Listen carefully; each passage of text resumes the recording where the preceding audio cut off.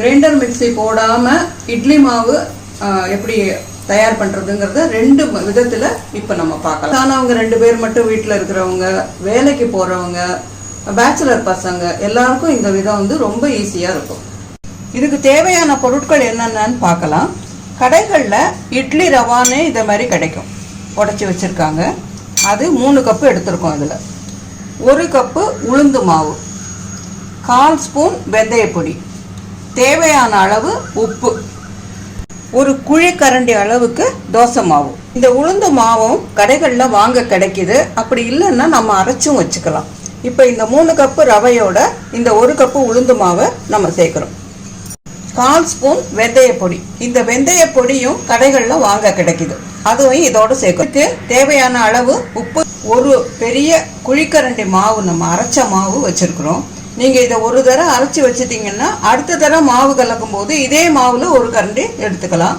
மாவு இல்லைன்னா நம்ம கடையில் வாங்குகிற மாவையும் நம்ம இதோட சேர்த்துக்கலாம்.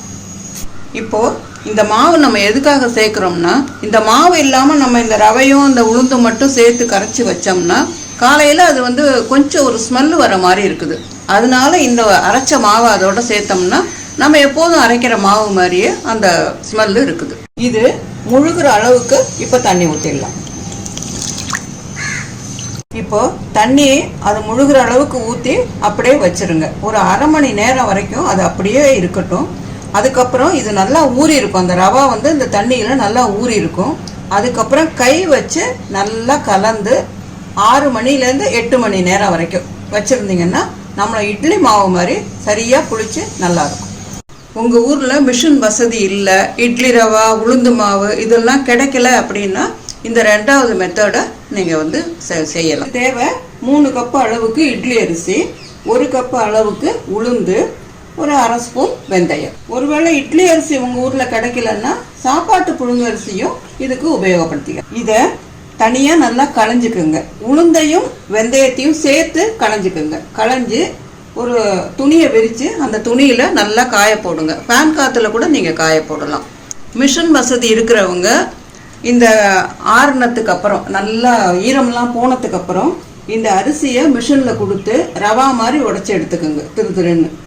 இந்த உளுந்தையும் வெந்தயத்தையும் சேர்த்து நம்ம வந்து கழுவி போட்டிருக்கோம்ல, அதை வந்து நல்லா நைஸாக அரைச்சி வாங்கிட்டு வாங்க.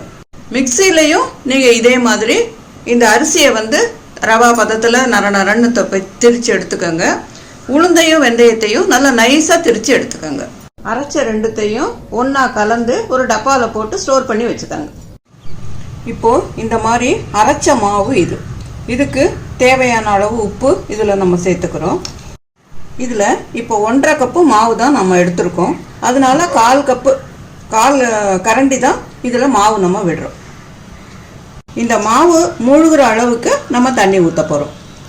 ஒரு அரை மணி நேரம் அப்படியே விட்டுருங்க, அது நல்லா ஊறட்டும். இப்போது அரை மணி நேரம் நம்ம கலந்து வச்ச கலவை ஊறினதுக்கு அப்புறம் தேவைப்பட்டால் இன்னும் கொஞ்சம் தண்ணி ஊற்றி கை வச்சு நல்லா கலந்து விடணும். 2 மாவையும் கலந்து வைக்க போகிறோம். அந்த இட்லி மாவு கன்சிஸ்டன்சிக்கு வர வரைக்கும் நல்லா கலந்து கையை போட்டு கலந்து 2 மாவையும் வச்சுருக்கேன். இது வந்து 6லேருந்து 8 மணி நேரம் புளிக்க வச்சு காலையில் இட்லி மாவு ரெடியாக இருக்கும். இந்த இட்லி இன்னும் கொஞ்சம் சாஃப்டாக வர்றதுக்கு நம்ம இப்போ பார்க்கலாம். இந்த மாவுலேருந்து 1 ஸ்பூன் மாவு எடுத்து ஒரு கப்பு தண்ணியில் நல்லா கரைச்சிக்கோங்க. கரைச்சி அடுப்பில் வச்சு காய்ச்சி கஞ்சி பக்குவத்தில் காய்ச்சி ஆற வச்சுருங்க. நல்லா ஆறுனதுக்கு அப்புறம் இந்த கலந்து இருக்கோம்ல இதோட சேர்த்து கலந்து மூடி வச்சுருங்க. 1 கப் அளவுக்கு சாதம் எடுத்து, நம்ம வடித்த சாதம் இருக்குல்ல அதை எடுத்து மிக்சியில் நல்லா குழவா அரைச்சிட்டு அதை இதோட சேர்த்து வச்சா அப்பவும் அந்த இட்லி ரொம்ப சாஃப்டாக வரும். இப்போ கரைச்சி வச்ச மாவு எப்படி நல்லா பொங்கி வந்திருக்கு பாருங்க. இது வந்து நம்ம ரவா போட்டு கரைச்சி வச்சது, ரவாவும் உளுந்து மாவும் போட்டு கரைச்சி வச்சது. இது வந்து அரிசி மாவும் உளுந்தும் நம்ம வீட்டில் இது பண்ணணும்ல அதை போட்டு கரைச்சி வச்சது. இதே மாவில் இட்லி தோசை எல்லாமே பண்ணலாம். இப்போ இட்லி ஊற்றலாம். நம்ம 2 தட்டிலையும் இட்லி ஊற்றிருக்கிறோம். இட்லி பானையில் தண்ணி கொதிக்க வச்சுருக்கோம். தண்ணி கொதிச்சதுக்கு அப்புறம் இந்த இட்லி தட்டை எடுத்து உள்ளே வைக்கணும். இப்போ வைக்கிறோம்.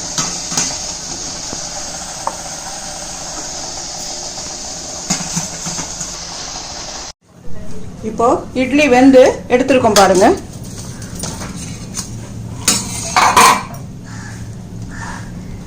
எவ்வளவு சாஃப்டா இருக்கு பாருங்க. இதே மாதிரி இப்போ இது வந்து ரவாயில பண்ணனது, இது மாவுல பண்ணணும்.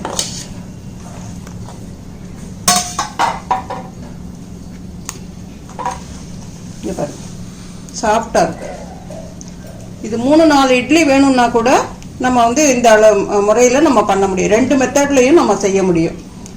தனியாக இருக்க பேச்சுலர்ஸ், தனியாக இருக்கிறவங்க எல்லாருக்கும் இது ரொம்ப ஈஸியாக இருக்கும். இதே மாவில் இப்போ நம்ம தோசையும் சுடலாம். இது ரவா போட்டு கரைச்சி வச்ச மாவு. அரைச்ச மாவுல ஒரு தோசை.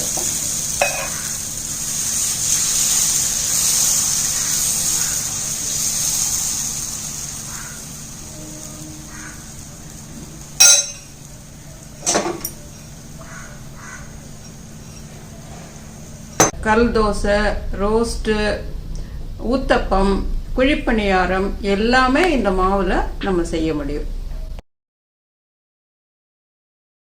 2 மெத்தட்லையும் சுட்ட இட்லி இங்கே வச்சிருக்கிறோம். தொட்டுக்கிறதுக்கு டாலும் கடலை பருப்பு சட்னியும் வச்சிருக்கிறோம்.